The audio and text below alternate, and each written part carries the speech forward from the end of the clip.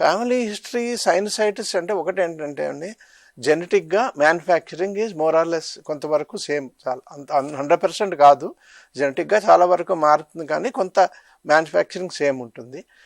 కొంచెం ఏంటంటే allergic tendency అన్నది జెనెటిక్గా ఉంటుంది కొంత, అంటే ఎక్కువ ఫాదర్కి ఎలర్జిక్ ఉన్న, గ్రాండ్ ఫాదర్ ఎలర్జీ ఉన్న పిల్లలకి రావచ్చు.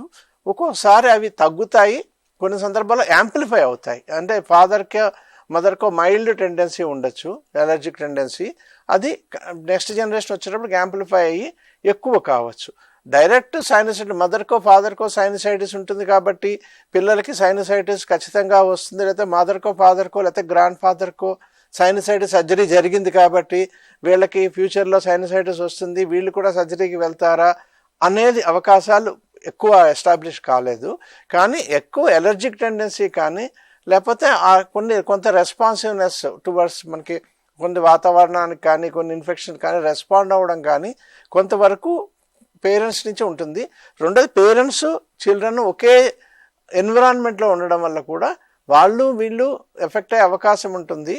బట్ జెనెటిక్ టెండెన్సీ అయితే మటుకు ఫెమిలియల్గా వచ్చేది ఎక్కువ ఎలర్జిక్ టెండెన్సీ, స్వభావం, ఎలర్జిక్ రైనైటిస్ కానీ బ్రాంకియల్ ఆస్తమా కానీ ఇలాంటి స్వభావాలు పేరెంటల్గా ఫెమిలియల్గా వచ్చే అవకాశం ఉంటుంది. కానీ కేవలం సైనసైటిస్ ఫ్యామిలీస్లో రన్ అవుతుందని మనం ఖచ్చితంగా చెప్పలేము.